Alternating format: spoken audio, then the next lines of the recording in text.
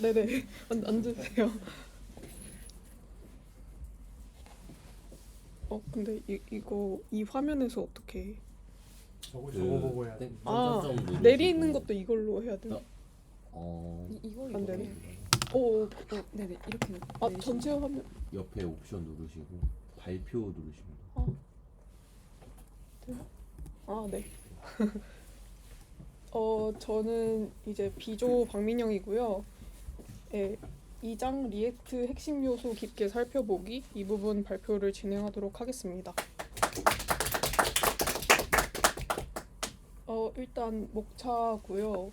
크게 JSX 그리고 가상 돔과 리액트 파이버, 클래스 함수 컴포넌트, 리액트 렌더링, 이제 메모이제이션 이렇게 인덱스를 이제 설정해봤고, 이제 들어가기 전에 리액트의 핵심 요소를 들어가기 전에 리액트의 핵심은 무엇일까라는 것에 대해 궁금증을 갖고 정리를 해보았는데요.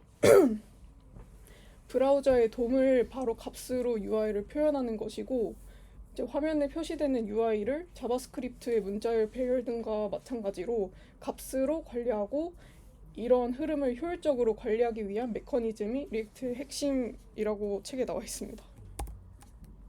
그리고 이제 들어가기 전에 리액트 개발자, 리액트를 좀 잘 다룰 수 있는 개발자는 무엇일까에 대한 이정표를 정리를 해보았는데요.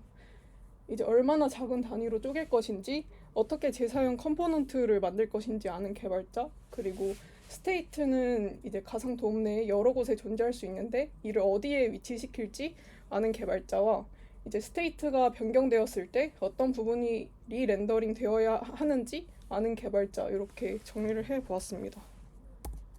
먼저 JSX인데요. 자바스크립트 XML을 줄인 말로 이제 HTML, XML을 자바스크립트 내부에 표현하는 것뿐만이 아니라 이제 하나의 파일에 자바스크립트와 HTML을 동시에 작성할 수 있게 하는 문법입니다. 총 4개의 컴포넌트로 이루어져 있고요. JSX 엘리먼트, 어트리뷰트, 칠드런, 스트링즈 이렇게 4가지로 구성되어 있습니다. 그리고 변환 방식인데요. 이제 제가 책을 읽다가 갑자기 이제 JSX가 변환되었을 때 값이 리액트 크리에이트 엘리먼트로 값이 나온다고 이제 갑자기 나와 있더라고요. 그래서 좀 이해하는데 조금 걸렸는데, 다른 부분은 조금 걸렸었는데, 바벨 플러그인을 통해서 트랜스파일을 하고요. 이제 create element라는 메서드를 사용하게 되면은 자바스크립트가 이해하기 쉬운 구조로 바뀐다고 합니다. 그리고 플러그인을 사용하는 이유는 경우에 따라 다른 JSX 엘리먼트를 렌더링 해야 할 때 굳이 요소 전체를 감싸지 않더라도 처리할 수 있다. 그리고 엘리먼트만 다르게 처리해서 중복 코드를 최소화할 수 있다는 이유로 사용합니다. 그리고 가상 돔과 리액트 파이버인데요. 이제 브라우저 렌더링 과정은 다들 알고 계시다시피 HTML을 먼저 다운받고 파싱받고 돔 트리를 만든 다음에 이제 CSS 파일을 다운받고 파싱받고 이렇게 해서 렌더 트리를 만들고, 그거를 이제 CSS를 적용시킬 때 레이아웃 적용, 그 다음에 페인트, 이런 순서로 렌더링 과정이 이루어진다는 것을 알 수 있습니다. 그거 드셔야 돼요.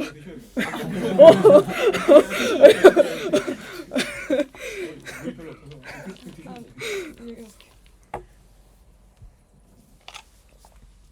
오늘따라 목이 좀 메어가지고. 이제 가상돔의 탄생 배경을 보게 되면은 리페인팅이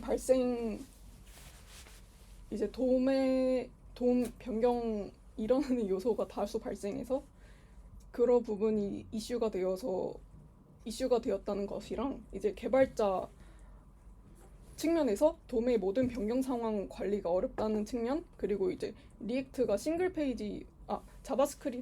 리액트가 싱글 페이지 어플리케이션으로 하나의 페이지에서 요소 재계산하는 그 많은 비용이 발생하기 때문에 가상 돔이 탄생하게 되었고요. 그리고 이제 리액트 파이버가 이제 자바스크립트 객체인데 기존 렌더링 스택 알고리즘의 비효율성을 문제를 해결하고 이제 웹 애플리케이션에서 발생하는 변화 요소의 반응성 문제를 해결한다는 역할을 하고 있습니다. 실제 돔이랑 가상 돔의 차이를 이제 제조정자가 이제 그 차이를 발견을 하고 그렇게 진행한다고 알고 있습니다. 그리고 파이버의 목적은 앞에서 말씀드렸다시피 애플리케이션에서 발생하는 변화 요소의 반응성 문제를 해결하는 것이고요. 파이버의 역할은 전체가 비동기적으로 이루어져 있는데 작업을 작은 단위로 분할하고 쪼갠 다음 우선순위를 매깁니다. 그리고 이러한 작업을 일시 중지하고 나중에 다시 시작할 수 있습니다. 우선순위가 높은 다른 데이터가 오는 경우에 이런 것을 실행할 수 있고요. 그리고 이전에 했던 작업을 다시 재사용하거나 필요하지 않은 경우에는 폐기할 수 있다는 역할을 하고 있습니다. 그 리액트 파이버 트리를 보게 되면은 더블 버퍼링 기술이라고 해서 불완전한 트리를 보여주지 않기 위해 사용하고요. 커밋 단계에서 사용됩니다. 현재 트리를 기반으로 이제 업데이트 기반 트리를 이제 만들어서 이제 나중에 업데이트 기반 트리를 이제 브라우저 돔 요소에 적용하는 것으로 더블 버퍼링 기술을 알 수 있습니다. 그리고 클래스와 함수 컴포넌트인데요. 이제 간단하게 두 가지로 나누어지는데 컴포넌트와 퓨어 컴포넌트로 나누어지는데 컴포넌트는 스테이트가 업데이트 되는 대로 렌더링을 발생시키고 이제 퓨어 컴포넌트는 얕은 비교를 수행해서 스테이트 값 결과가 다를 경우에만 렌더링을 발생시킵니다. 이 부분은 조금 그냥 다 적지 말까 했는데 다 적어보았고요. 생명주기 메서드를 보시면 마운트, 업데이트, 언마운트 순으로 진행이 되고 이제 렌더 메서드, 컴포넌트 디드 마운트 메서드, 디드 업데이트 메서드, 윌 언마운트 메서드 이렇게 메서드가 있습니다. 그리고 클래스의 생명주기 메서드의 한계점은 데이터 흐름을 추적하기 어렵다는 점이고요. 애플리케이션 내부 로직의 재사용이 어렵고 기능이 많아질수록 컴포넌트의 크기가 커지고 이제 클래스는 함수에 비해 상대적으로 어렵다는 점과 코드 크기를 최적화하기 어렵다. 그리고 핫 리로딩을 하는데 상대적으로 불리하다는 한계점을 가지고 있습니다. 그래서 이제 책에서 나와 있는 것을 중점으로 요약을 해보았는데요. 클래스 컴포넌트는 코드 안에 라이프 사이클 기능과 스테이트 기능 구현이 가능합니다. 근데 반면에 함수 컴포넌트는 훅을 사용해서 라이프 사이클 기능과 이제 비슷하게 구현할 수 있고요. 이제 디스에 바인딩된 클래스 컴포넌트는 디스에 바인딩된 프롭스를 사용한다는 반면에 함수 컴포넌트는 프롭스를 인수를 받아서 단순히 리액트 요소만 반환하는 함수이고 이제 클래스 같은 경우는 핫 리로딩이 일어나면 다시 기본 값으로 돌아가고 함수 컴포넌트 같은 경우에는 변경된 상태 값이 그대로 유지된다는 점을 알 수 있습니다. 이제 리액트 렌더링인데요.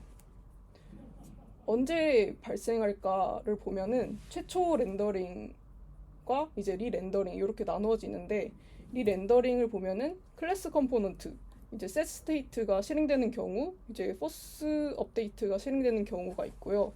함수 컴포넌트는 use state의 두 번째 배열 요소인 setter가 실행되는 경우 이제 use reducer의 두 번째 배열 요소인 dispact가 실행되는 경우 그리고 이제 공통 요소로 컴포넌트의 키 프롭스가 변경되는 경우 프롭스가 변경되는 경우, 구문 컴포넌트가 렌더링 될 경우에 렌더링이 발생하는 것으로 나와 있습니다. 그리고 렌더링이 어떻게 실행이 되는지 보면은 렌더 단계와 커밋 단계로 나누어지는데요. 컴포넌트를 렌더링하고 변경사항, 타입, 프롭스, 키 등 계산하는 모든 작업과 커밋 단계에서 렌더 단계의 변경사항을 실제 돔에 적용해서 사용자에게 보여주는 과정, 그리고 해당 과정이 끝나야지 브라우저 렌더링이 발생한다는 것을 알 수 있습니다. 렌더링이 실행된다고 해서 무조건 돔 업데이트가 일어나는 것은 아니고요. 그리고 변경사항이 감지되지 않는 경우에 커밋 단계가 생략 가능합니다. 그리고 마지막으로 이제 메모이제이션인데요.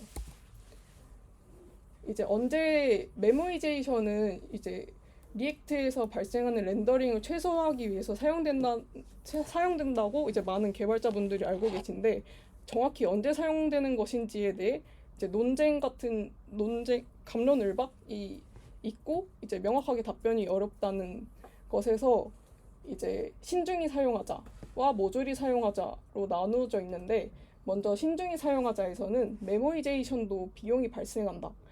렌더링 또는 재계산이 필요한지 확인하는 비용과 이제 이전 결과물을 저장해 두었다가 다시 꺼내와야 하는 비용, 이 두 가지 비용이 발생하기 때문에 가벼운 작업인 경우 차라리 이제 매번 작업을 수행해서 결과를 반환하는 것이 더 빠를 수 있다. 그래서 이제 일단 애플리케이션을 어느 정도 만든 후에 개발자 도구나 유즈 이펙트를 사용해서 실제로 어떻게 렌더링이 일어나고 있는지 확인을 하고 필요한 것에서만 최적화하는 것이 옳다는 주의고요. 그리고 이제 모조리 사용하자. 현실적으로 최적화나 성능 형상에 쏟을 시간이 적다. 애플리케이션 규모가 커질 경우나 이제 개발자와 컴포넌트의 복잡성이 증가하는 경우, 이런 경우에는 시간이 적다. 그래서 일단 메모로 감싼 뒤에 생각해보는 것이 더 나을 수가 있다. 지불해야 하는 비용의 경우 어차피 리액트의 기본적인 알고리즘으로 이전 결과물은 저장되어 있기 때문에 우리가 메모로 지불해야 하는 비용은 프롭스에 대한 얕은 비교뿐이다. 그래서 신중히 생각하지 않고 일단 모조리 사용하자, 이렇게 나눌 수가 있습니다. 네, 이것으로 발표를 마치도록 하겠습니다. 감사합니다. 혹시 거기 녹화 중지 버튼 왼쪽으로 이렇게 마우스를 쭉 가시면 제가 이렇게 나옵니다.